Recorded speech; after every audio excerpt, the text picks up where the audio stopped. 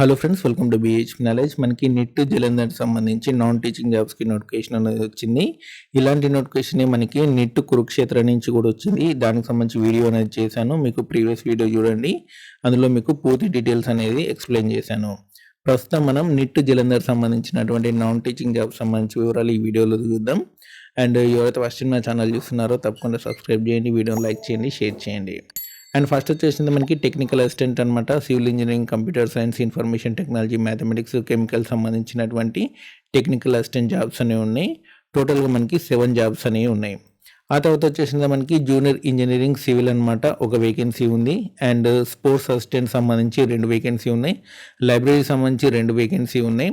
And కిందికి రండి, superintendent సంబంధించినటువంటి 8 వేకెన్సీ ఉన్నాయి. సీనియర్ స్టెనోగ్రాఫర్ సంబంధించి 2 వేకెన్సీ ఉన్నాయి. ఫార్మసిస్ట్ 1 వేకెన్సీ ఉంది. స్టెనోగ్రాఫర్ 2 ఉన్నాయి.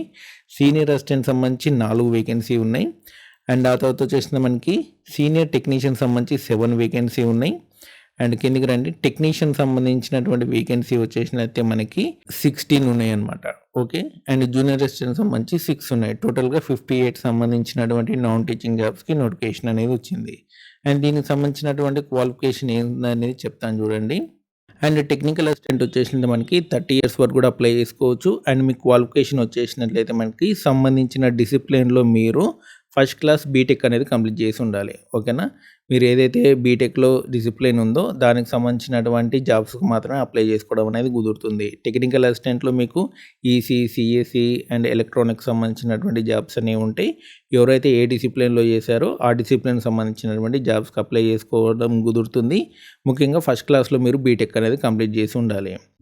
ఆ తర్వాత వచ్చేసింది మనకి junior engineering, sports assistant and library సంబంధించినటువంటి మీకు క్వాలిఫికేషన్ చెప్తా చూడండి. జూనియర్ ఇంజనీరింగ్ వచ్చేసినైతే మీకు బీటెక్ సివిల్ ఇంజనీరింగ్ అనేది చేసి ఉండాలి, జూనియర్ ఇంజనీరింగ్ సివిల్ సంబంధించి.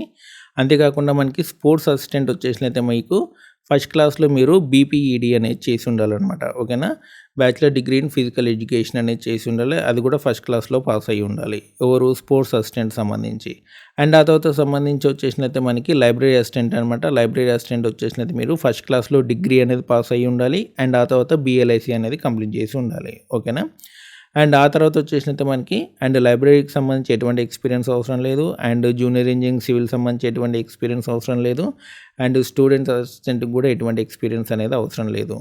అండ్ ఆ తర్వాత వచ్చేసినది మనకి సూపరింటెండెంట్ అనమాట. దీనికి సంబంధించి 30 ఇయర్స్ వరకు కూడా అప్లై చేసుకోవచ్చు. ఫస్ట్ క్లాస్లో బ్యాచిలర్ డిగ్రీ అనేది కంప్లీట్ చేసి ఉండాలి, లేదా మాస్టర్ డిగ్రీలో 50% స్కోర్ అన్నా ఉండాలి. ఏదైనా సరే మీరు అప్లై చేసుకోవచ్చు అనమాట. సూపరింటెండెంట్ జాబ్స్కి 30 ఇయర్స్ వరకు కూడా మీరు అప్లై చేసుకోవచ్చు.